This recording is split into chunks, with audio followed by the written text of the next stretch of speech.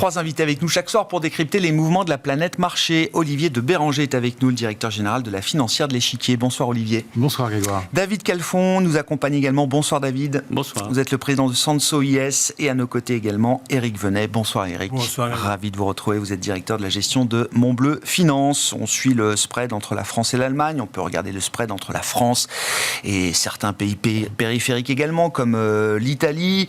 Bon, la situation à ce stade entre deux tours semble se stabiliser de ce point de vue-là. 70 points de base entre la France et l'Allemagne pour le spread 10 ans. Olivier, qu'est-ce qui est intégré, qu'est-ce qui ne l'est pas à ce stade par les marchés concernant à la fois la gouvernance politique de la France demain et les scénarios potentiels encore devant nous, et puis également en termes de croissance, en termes de trajectoire des finances publiques qui sont aussi des déterminants fondamentaux pour les obligataires.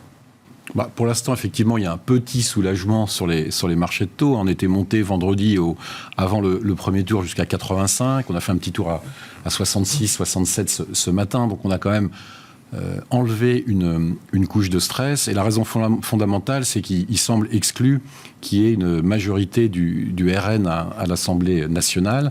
Et de toute façon, les termes sont un petit peu galvaudés, parce que quand on dit majorité RN, c'est majorité des candidats investis par le RN.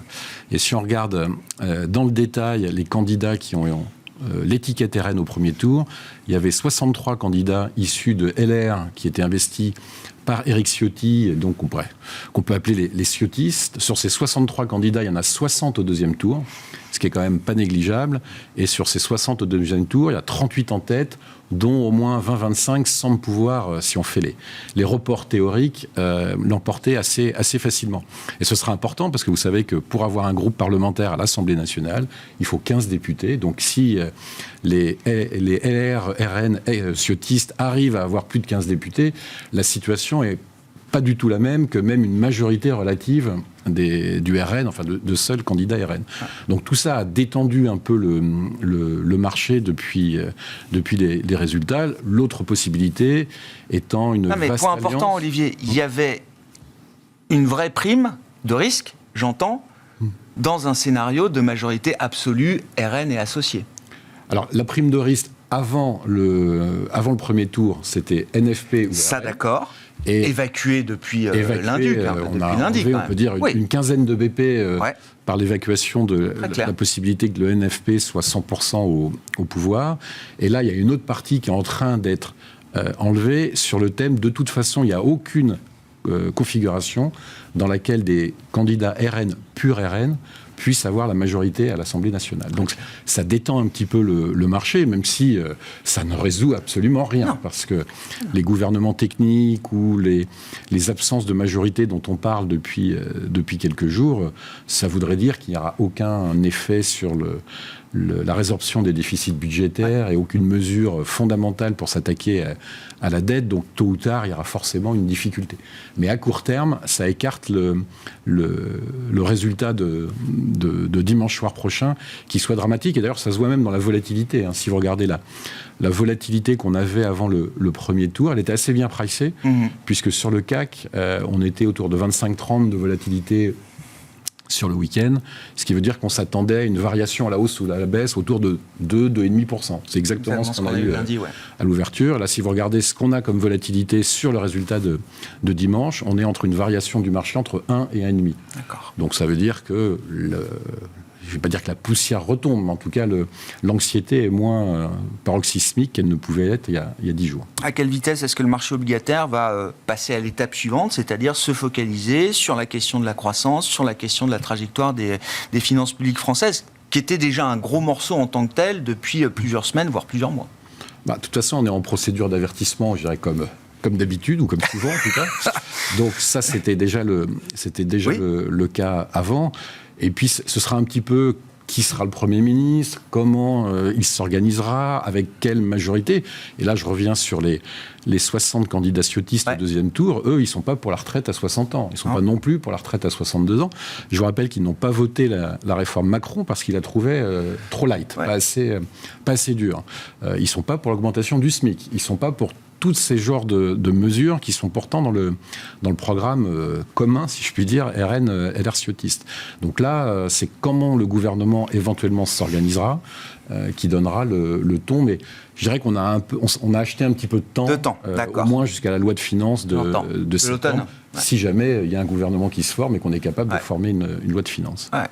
Bon, vos commentaires, vos réactions sur cette dimension politique, alors là spécifiquement française aujourd'hui, et la manière dont les marchés y réagissent aujourd'hui, David. Ce qui est sûr en tous les cas, c'est qu'on ne reviendra pas de sitôt au spread qu'on avait avant. Voilà, il faut garder en tête la séquence.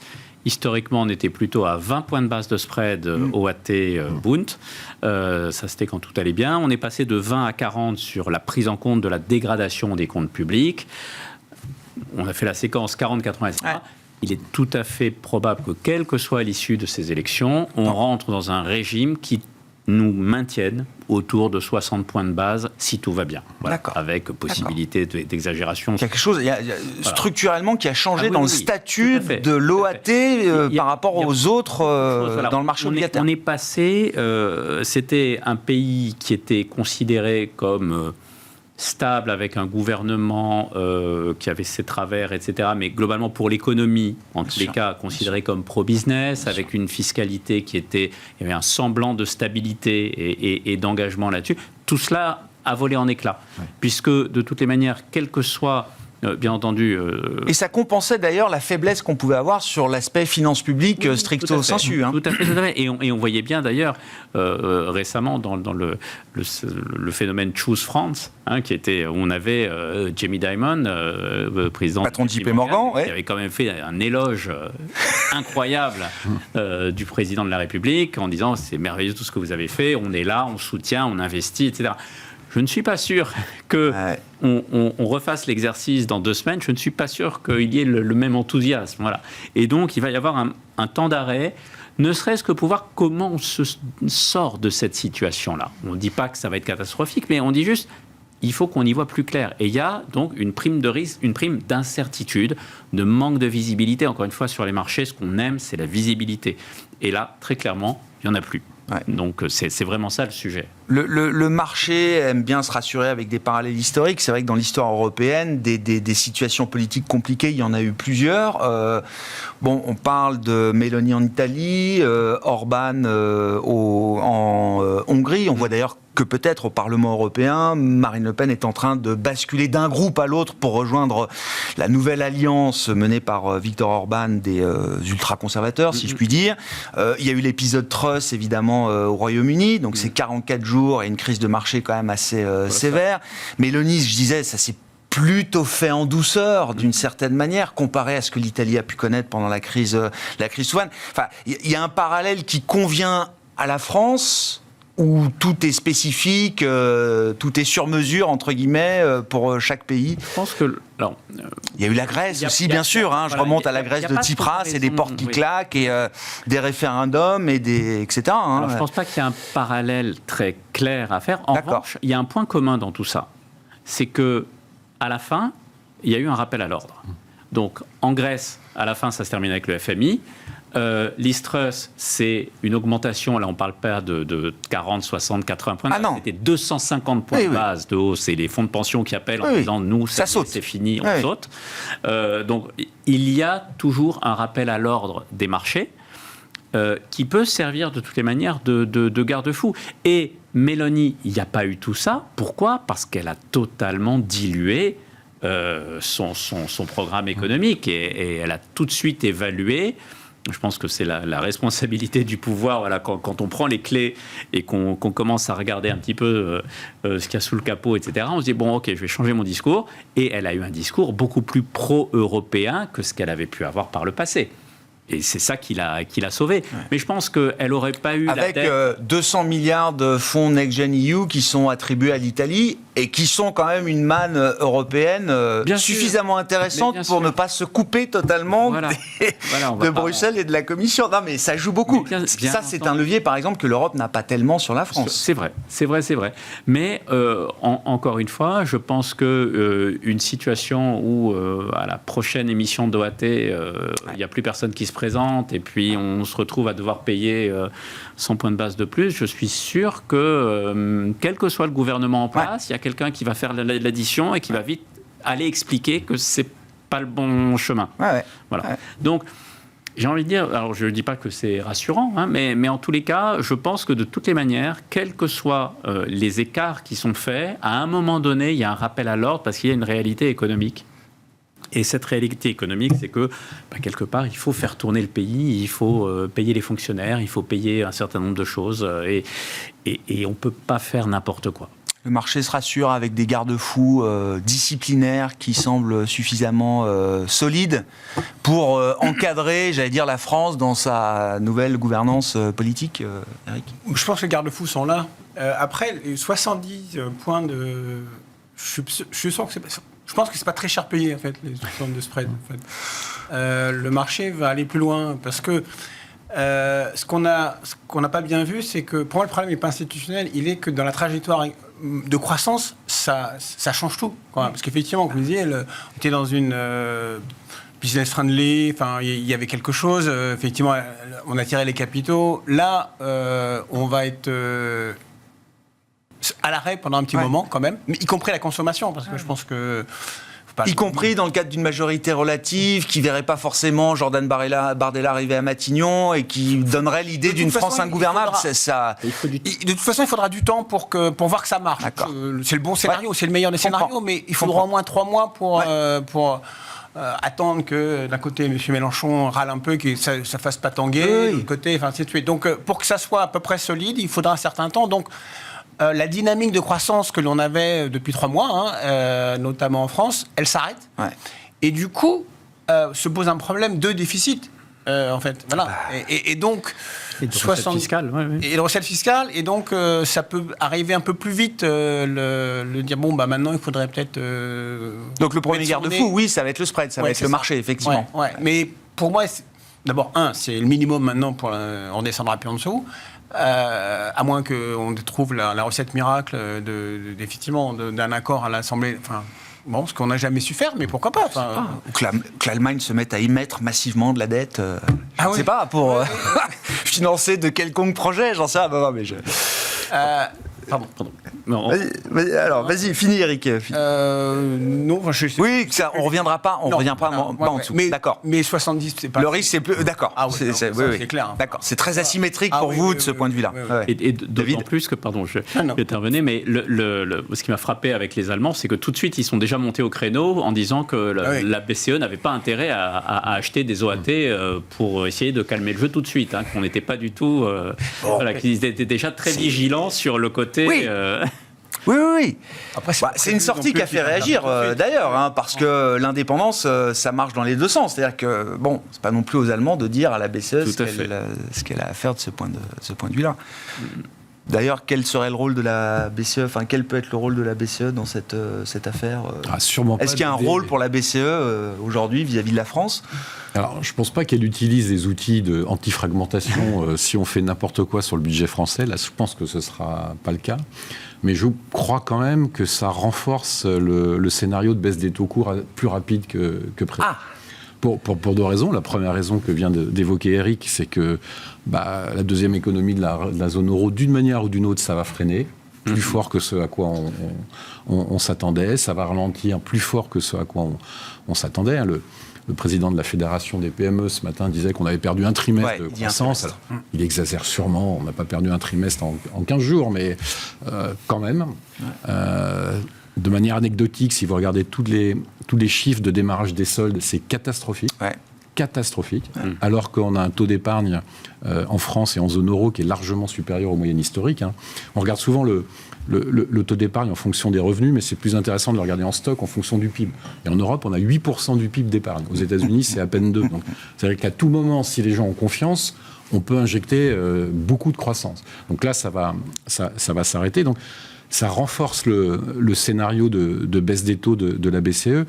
Et en plus, c'est plus habile, pour revenir à ce que disait David, c'est plus habile d'aider un gouvernement français qui est un peu dans la panade en baissant les taux courts, plutôt que d'utiliser des outils anti-fragmentation pour lesquels la Bundesbank va vous dire tout de suite... Non, oui, ça se retrouve à Karlsruhe demain, ça, oui, évidemment. Oui. C'est clair. Oui. Donc pour moi, ça renforce le scénario de baisse des taux en zone euro. Donc, l'inflation le permettrait. Enfin, je sais pas. Le dernier chiffre, 2,5, ça va, quoi. D'accord. Donc c'est raisonnable. Donc, et c'est toujours pareil, on est à 4,25. Donc on a de la poudre pour baisser les taux. Il ne s'agit pas de les remettre à 0 ou 2% comme avant, mais on peut sûrement faire 100 BP de baisse des taux dans les 6 mois qui viennent sans que ça remette en cause la stabilité monétaire de la zone, et ça aidera notamment la France.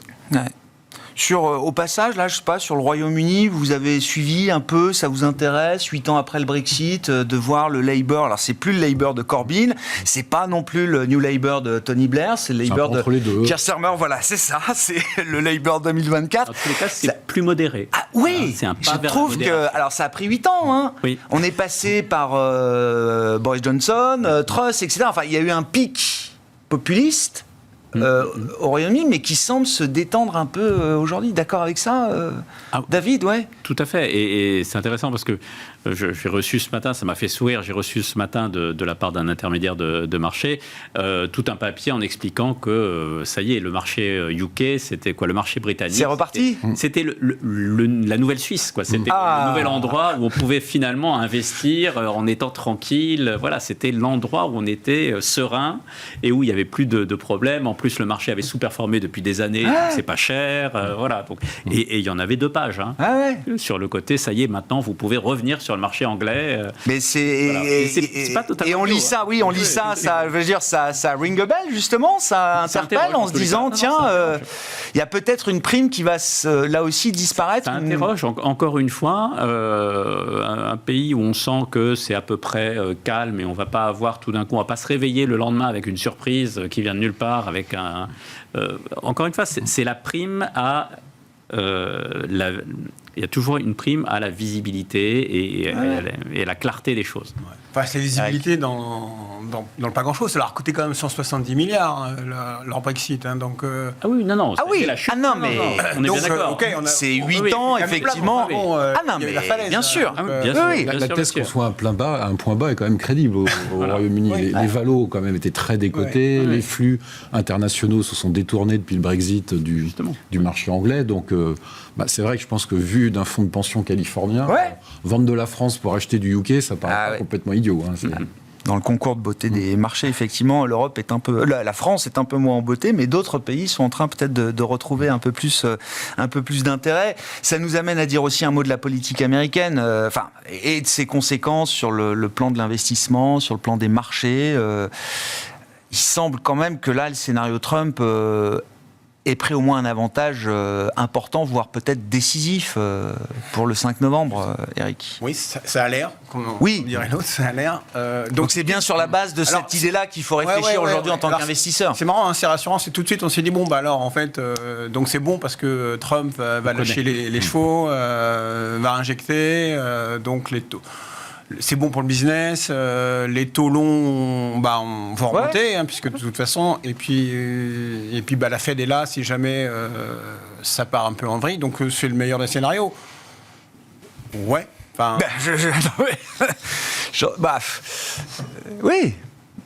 Oui, donc il y a on voit un peu plus clair qu'il y a 15 jours. C'est-à-dire que globalement, il a l'air de... La grande différence avec 2016, c'est quand même que là, tout le monde regarde un peu plus le niveau d'endettement des États-Unis. Chaque émission de Treasuries est quand même scrutée d'un peu plus près, etc. C'était moins le cas en 2016. Oui, alors on est rassuré parce qu'on a déjà eu Trump 1, donc on voit à peu près ce que sera Trump 2. Mais de côté, il revient et la carte blanche pour tout faire. Hein. Y compris tout ce qu'il veut, puisqu'il est immunisé. Donc, il a l'immunité. Donc, oui. La question, je suis pas sûr que... Oui, le Congrès, visiblement, là, il y a quand même un momentum, y compris pour le renouvellement de la Chambre et d'un tiers du Sénat qui vont plutôt en faveur des Républicains. Ça peut s'annoncer comme une vague rouge totale de la présidence à l'ensemble du Congrès. Oui, non, mais ça, mais ça me donne quoi par rapport au marché financier c'est ma question. Voilà. La question. Oui, je sais pas. On a la visibilité, plus d'inflation. Les taux longs, sont pas prêts de redescendre. Ouais. Et les baisses de taux pour 2025, on peut les attendre. Ouais. Oui, ça obère le calendrier 2025 pour la Réserve fédérale américaine. Olivier, oui, d'accord avec ça. Je sais pas, Trump... Oui, tout à fait. D'ailleurs, pour l'anecdote, juste avant de venir, je consultais mon site de paris favori sur les élections, qui s'appelle Election Betting Odds. Ah, très bien. Et Kamala Harris vient de passer devant Joe Biden en probabilité d'être la prochaine présidente des États-Unis. Donc, on sait que, je ne me rappelle plus exactement la date, mais c'est dans la deuxième quinzaine d'août que le Parti démocrate doit 15-19, je crois, finir de donner l'investiture définitive à son candidat. Je pense que jusque-là, ça va être secoué. Après, pour les marchés, je suis assez d'accord avec Eric, il n'y a pas grande conclusion à en tirer, à part les marchés de taux et la remise en cause des baisses de la Fed en 2025. Et qu'est-ce que ça va faire de la concentration ? C'est quand même ça plutôt, pour moi, le vrai sujet. On le sait tous, on a les 10 premières valeurs du S&P 500 qui font 35% de l'indice, mais qui ne font que 23% des résultats. C'est quand même un écart qui commence à être un peu tendu. Donc, quels vont être les actes de l'administration Trump, s'il y a une administration Trump, contre ces 10 grosses valeurs qui trustent pas mal de segments de la technologie, c'est difficile à dire. Je vous rappelle que quand il y a eu l'élection de Biden, on s'était dit qu'il va peut-être s'attaquer au monopole, il va peut-être être un peu plus dur. Il ne s'est rien passé. Je pense que Trump est tellement imprévisible que pourquoi pas quelque chose qui vienne fissurer cette dominance des 10 plus grosses valeurs américaines. Le contre-argument étant toujours de dire que si l'objectif prioritaire des États-Unis est d'empêcher la Chine d'être la première économie mondiale, il y a aucune justification à affaiblir trop ces géants technologiques. Tout à fait, sauf que l'écart quand même entre maintenant la Chine et les États-Unis, notamment à cause de la baisse de la devise chinoise et du maintien d'un dollar plutôt fort, fait que en quelques années, alors qu'ils étaient sur le point de se rejoindre, je comprends. Le spread, puisqu'on parle de spread aujourd'hui, il commence à être bien plus large qu'avant. Donc avec cette longueur d'avance, les États-Unis ont un peu de marge de manœuvre, vous dites, pourquoi pas en tout cas. Pour régler la situation et l'environnement des grands groupes américains. Eric ? Ce qui est certain, c'est qu'on aura un peu plus de complications dans la géopolitique, parce que ça sera encore un peu plus contre la Chine, et donc relocalisation par grands groupes, grande masse, États-Unis, Europe, et puis Chine, et puis voilà. Donc, du côté du commerce extérieur, il n'y a pas grand-chose à attendre sur le multiplicateur extérieur. Donc, un peu moins de croissance, un peu plus de recentrage sur la consommation intérieure. Donc, de toute façon, c'est inflationniste. Oui. Moins de globalisation. Moins de globalisation. Et la Chine restera ininvestissable pour les investisseurs américains, ce qui est quand même... Oui. Ce qui n'était pas forcément le scénario central si Biden était réélu. Enfin, est réélu. Bon, la Fed va pouvoir baisser ses taux dès le mois de septembre, en attendant de savoir ce qui se passera le 5 ans. Non, mais je veux dire, est-ce qu'ils ont une fenêtre de tir qui va le permettre à la lecture, en tout cas, des dernières données qu'on a pu avoir Oui, je pense que là, et les chiffres d'inflation et les chiffres d'emploi, alors il faudrait un dernier... Si on peut avoir un mauvais non-farm payroll vendredi et des early earnings qui sont dans ce à quoi s'attend la Fed, oui, je pense que septembre, c'est tout à fait possible. Et puis une deuxième en décembre, c'est le scénario central. C'est plus, comme on disait tout à l'heure, le chemin 2025 qui, selon les résultats de l'élection et les majorités ou non au Congrès et au Sénat, pourrait remettre en cause ces cas de baisse. Mais là, franchement, oui, on voit que le secteur des services, qui était un secteur qui maintenait notamment dans les prix et dans les salaires des augmentations au-dessus de ce à quoi veut la Fed, c'est en train de se calmer. On a des ISM quand même qui sont moins fringants qu'avant. On voit que dans les enquêtes d'emploi, dans les services, sur les intentions d'embauche, c'est quand même en train de ralentir. C'est pas l'effondrement, mais c'est en train de ralentir. Et c'est ça quand même, c'est la même chose en zone euro. D'ailleurs, c'est les services qui posent problème. Les produits manufacturiers, tout ça est revenu dans c'est en déflation depuis longtemps. Oui, bien sûr. Donc, oui, il y a un chemin pour baisser les taux en septembre et en décembre. Et ce qui empêcherait la Fed de baisser peut-être autant qu'elle le souhaite ou qu'elle le projette aujourd'hui, ces taux en 2025, c'est parce que une administration Trump remettrait de la croissance et de l'inflation, ou est-ce que ce serait avant tout de l'inflation avec un régime de croissance peut-être un peu plus médiocre. Enfin, l'idée d'une stagflation qui serait peut-être bloquant pour la Réserve fédérale américaine. Peut-être un petit peu des deux, notamment si les prix de l'énergie... Là, les prix de l'énergie ont rebondi quand même depuis quelques semaines. Donc, c'est ça qui ferait que la Fed serait empêchée de baisser ses taux.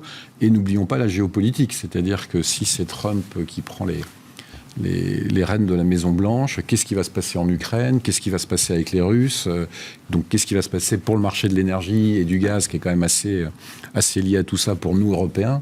Il y a quand même des questions qui sont posées pour le moment et dont on n'a vraiment pas le début d'une moindre réponse. Que vont nous dire les entreprises, là, dans une dizaine de jours, avec les publications qui arrivent ? Eric, bien sûr, et puis... Je pense qu'elle va baisser ses taux comme la BCE. C'est-à-dire que pour acter la désinflation... Oui, accompagner la désinflation. Voilà, d'accord. Et après... mais on n'en fera pas plus. Elle ne peut pas en faire plus, parce que Trump ne peut pas savoir, vraiment, du coup. Donc, elle va le faire, et puis elle verra... ou soit elle peut plus remonter parce qu'effectivement on part un peu en... Un peu plus baissé. Un peu plus baissé, pardon. Oui. Mais elle va le faire quand même. Parce que si elle le fait pas, alors là pour le coup... Oui, puis c'est petite assurance quand même aussi pour la suite, j'imagine. Ouais. Donc là, après, c'était... Les entreprises, je sais pas, on va avoir les publications qui vont revenir, donc ça m'intéresse. Alors c'est vrai que le deuxième trimestre, la fin du deuxième trimestre est marquée par le choc d'incertitude autour de la France et peut-être un peu plus largement en Europe, mais au-delà de ça, le business a pu quand même se dérouler normalement. Oui, sauf qu'on s'aperçoit que... La croissance, le chiffre de croissance aux États-Unis du premier trimestre de la consommation, c'était 2. Plus 1,5 et maintenant 1. Donc on risque d'être surpris par effectivement l'atonie de la consommation en général. Quand vous voyez Nike moins 20, ça fait mal. Gros warning. L'Oréal, ainsi de suite. Donc je pense qu'on va être un peu étonné du chiffre d'affaires. En fait. Et auquel cas, ça risque de faire un peu mal. Donc il faudra avoir du cash pour le ramasser, parce qu'on sera étonné. Donc comme on sera tellement étonné que... Les réactions peuvent être violentes. On a déjà vu, vous avez cité Nike, avec L'Oréal sur des propos du boss. Tout de suite, ça a perdu 5-6% facile. Donc je pense qu'on va avoir ça. C'est-à-dire que... pendant une quinzaine de jours, 3 semaines, on va avoir effectivement, si vous communiquez bien, c'est juste normal. Par contre, on va avoir un paquet de trucs à moins 10, moins 15. Et pour vous, dans l'idée toujours un peu contrariante que vous aimez défendre, ça va être des... J'achète. Ce sera des points Oui, parce que je pense que... Vous arrivez à vous projeter au-delà de l'élection française, au-delà du 5 novembre parce que les taux rebaisseront de toute façon. Alors j'achète pas forcément le marché français, parce que c'est un peu plus compliqué, mais si on prend les grandes entreprises, L'Oréal, le marché français, on s'en fout, globalement. Ça joue pas beaucoup, ça joue à la marge. Par contre, l'effet je pense qu'on n'a pas intégré vraiment le ralentissement plus fort que prévu, je pense.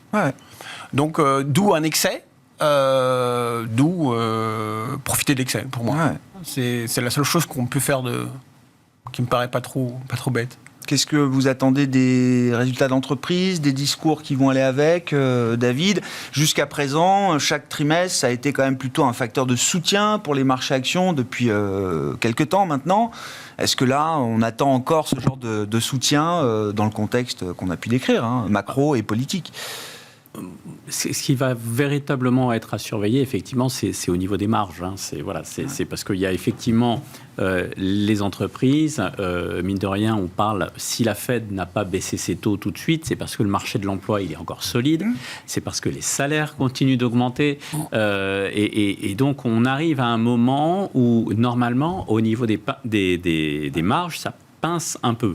On a arrêté d'augmenter les prix tels qu'on le faisait il y a encore un an ou deux. Là maintenant, ça y est, les consommateurs ne peuvent plus suivre au niveau des hausses de prix. Donc l'entreprise sait que si on augmente le prix de vente, on perd du client, on perd du chiffre d'affaires. Donc ça, de ce côté-là, ils sont coincés. Et de l'autre côté, il y a l'inertie des salaires qui continue de monter. Voilà. Donc j'ai envie de dire que c'est le trimestre qui est un petit peu à risque. D'accord. Là, le marché anticipé, ça, pas du tout. Vigilant. Quand on regarde les valos, c'est, non, pour le moment, j'ai l'impression que c'est plutôt un environnement. Ce qui est pricé est plutôt assez. On a pricé un scénario qui est plutôt rose. D'accord. Donc de ce côté-là, voilà, il faut juste être vigilant là-dessus.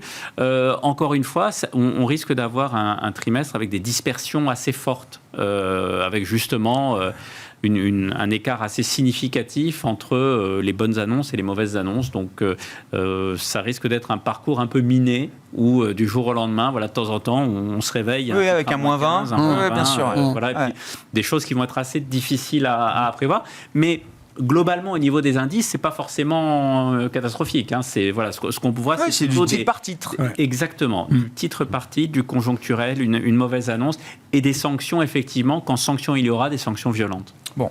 Vos anticipations sur cette période de publication de résultats, et puis je regardais encore la volatilité du marché américain, le VIX est à moins de 12. C'est-à-dire qu'on est vraiment en eau, je ne parle pas d'euphorie, mais peut-être début de quelque chose d'un peu complaisant.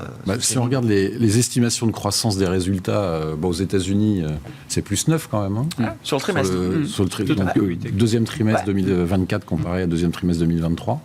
Et en Europe, pour la première fois depuis 5 trimestres, c'est plus 3. C'est positif. Donc on a quand même des anticipations qui ne sont pas faibles. Je vous rappelle que la séquence en Europe, on avait fait 0, moins 10, moins 11, moins 6, moins 3, et là on fait plus 3. Donc c'est-à-dire que le marché s'attend à des résultats plutôt corrects. Donc il va avoir, à mon avis, exactement ce que disaient David et Eric à l'instant, c'est que le price action des titres qui déçoivent, ça va être violent. Et d'ailleurs, on l'avait vu au Q1, c'était pareil. Au premier trimestre 2024, toutes les boîtes qui ont déçu, les Philips, les Stellantis, c'est du moins 15, moins 20, moins 10 sur les publications. Donc, on va regarder ça, mais c'est vrai que si on regarde dans le rétroviseur jusqu'à la fin du deuxième trimestre, tout allait bien. C'est-à-dire que le macro c'est ça. En zone euro en relatif. On parlait d'un redécollage de l'Europe. On parlait d'un redécollage de l'Europe. Les flux commençaient à arriver. Il y avait des frémissements sur les small et mid cap. Enfin, il y avait des choses plutôt positives. Le tout dans un environnement où la valo en Europe est pas chère. On a 13 fois les résultats attendus. On est plutôt à 22 fois aux États-Unis. Donc, il y avait un cas pour l'Europe de valo relative qui était intéressante. C'est sûr que si la politique française vient un peu mettre le bazar dans tout ça, c'est pas agréable. Mais cela dit, et on en parlait ce matin en réunion de gestion, faut pas oublier que la France, c'est moins de 3% du MSCI World. Donc on parle d'épiphénomènes. Microsoft, Apple, Nvidia, c'est 4,5. On se regarde mais après, pour un investisseur internationalisé, c'est la France, mais ni plus ni moins que la France. Mais on a quand même, pour la première fois depuis 5 trimestres, des attentes de résultats en hausse en Europe. Raisonnable, plus 3, mais quand même, va falloir les faire. Et puis, il y a un côté rétroviseur sur ça allait mieux au deuxième trimestre, on commençait à anticiper des baisses des taux, la BCE avait délivré en juin, enfin, on avait une séquence qui était un petit peu plus positive et qui est quand même un peu en train de s'assombrir. Et donc, vous citiez à l'instant le VIX qui est à 12, en Europe, le VSTOXX est autour de 16. Moi, je reste plutôt optimiste sur les marchés jusqu'à la fin de l'année, mais acheter des couvertures un peu en dehors quand c'est vraiment pas cher, acheter des assurances quand c'est vraiment pas cher comme aujourd'hui, là, franchement, il n'y a pas de raison de s'en priver. Et dans les marchés, qu'est-ce qui rend confortable ? Enfin, quel type de secteur, de segment, de thématique ? Je ne sais pas, est-ce qu'on est à l'aise avec les thématiques ? On parlera des matières premières, mais si Trump revient, est-ce qu'il faut être plus fossile que green ? Est-ce que la tech est évidemment toujours valable ? Mais est-ce que tactiquement, on a envie d'être un peu plus prudent ? On a un peu envie d'être un peu plus prudent. Puis les banques aussi, je veux bien qu'on parle des banques toujours. Et même si, effectivement, la thèse du broadening, de l'élargissement aux autres secteurs n'a pas très bien marché depuis un mois, puisqu'on a revu rebondir la tech, rebaisser les banques et ainsi de suite. Moi, je pense qu'il faut continuer à la jouer. Nvidia, on a commencé l'année à 25 fois les résultats, là on a 40 fois les résultats quand même. Donc, d'accord. Quand même, il y a eu du chemin de parcouru. Oui. On citait tout à l'heure Tesla qui a rebondi de 40%, par rapport à un creux de moins 40 en year to date. C'est quand même des performances qui interrogent. Et surtout, moi, ce qui m'embête un peu plus, c'est l'écart entre le poids de ces valeurs et le poids de leurs résultats dans. C'est ce que vous disiez. C'est plus d'un tiers, 33% de poids dans l'indice. Premières valeurs, et c'est que 23% des résultats. C'est quand même une petite déconnexion là. Pour vous, c'est une petite déconnexion. Secteur bancaire en Europe. Toujours, moi je suis toujours acheteur des banques. Je pense que même si les taux courts baissent un peu, c'est pas le moteur principal de la profitabilité des banques. Ce qu'il faut, c'est qu'il n'y ait pas de défaut et pas de crise bancaire. Il y a forcément une augmentation des défauts. Et si on distribue un peu de crédit parce qu'il y a de l'investissement et des projets, c'est bien aussi. C'est bien aussi, c'est bon pour oui, mais est-ce que tout ça, c'est pas remis en cause aujourd'hui, Olivier ? D'un niveau européen, pas encore. D'accord. Peut-être qu'en France, ce sera un peu remis en cause, mais au niveau européen, ça ne l'est pas. Ouais. David, qu'est-ce qui vous intéresse dans les marchés actions, mais la partie, on n'a pas parlé de la partie taux crédit. Là aussi, je ne sais pas, d'ailleurs, est-ce que les émetteurs français ont été un peu plus secoués que d'autres sur le plan du crédit aussi depuis quelques semaines ? J'ai envie de dire un peu, mais pas trop. Il n'y a pas eu de... sur le crédit. En fait, finalement... il y a plus eu des émetteurs qui ont été chahutés sur des nouvelles extrêmement spécifiques qui ont trait à leur entreprise, comme Eurofins par exemple, sur lequel là le crédit a un peu bougé sur la publication du rapport Muddy Waters, mais globalement sur les émetteurs français il y a eu un peu de mouvement, mais rien de catastrophique. Et donc en fait nous là on trouve dans tout ce magma où on a du mal à y voir très clair. Il y a un segment où on se sent extrêmement à l'aise, c'est la partie courte de la courbe allemande. Désolé, on n'est pas très fun, mais bon. Mais le 2 ans allemand, nous, ça nous va très bien comme endroit, et on trouve qu'on est bien rémunéré. Il y a des perspectives de baisse de taux. Effectivement, je suis tout à fait d'accord avec Olivier qu'il y a une chose qui est sûre, c'est que dans tout ça, la BCE a encore plus de marge de manœuvre pour baisser ses taux. Et la manière de le jouer le plus efficacement et de la manière la plus pure, c'est d'être sur la partie courte de la courbe allemande, où là on sait en tous les cas que le mouvement de baisse des taux ne sera pas pollué par une prime de risque qui vient se rajouter à la dernière minute ou quoi que ce soit. Donc c'est pas très enthousiasmant, mais pour le moment... Mais on capte du rendement, et en plus, il y aura un peu de performance à venir demain sur cette très bonne position d'attente. Sur cette partie de la courbe. Eric, donc...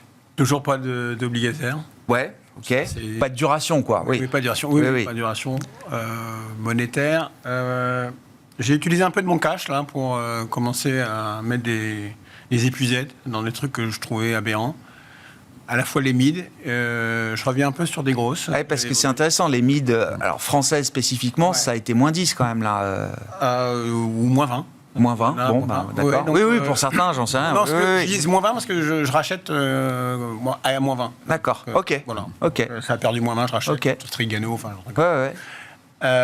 et puis j'attends les résultats effectivement, et j'ai du cash pour rejouer les grosses du CAC, parce que il n'y a pas de raison dans l'absolu qu'on baisse de cette façon-là. Donc c'est cash, action et point. Bon, on voit effectivement, c'est ce que je disais, le marché se stabilise. Il y a eu 2-3 séances de baisse un peu appuyées au lendemain de la dissolution, et puis ensuite on a fait un espèce de yo-yo autour des 7005, 7006 pour le CAC 40. Encore ce soir en clôture. Merci à vous trois d'avoir été les invités de Planète Marché ce soir. Éric Venet, directeur de la gestion de Montbleu Finance, David Calfon, président de Sansoyas, et Olivier de Béranger, directeur général de la financière de l'Échiquier.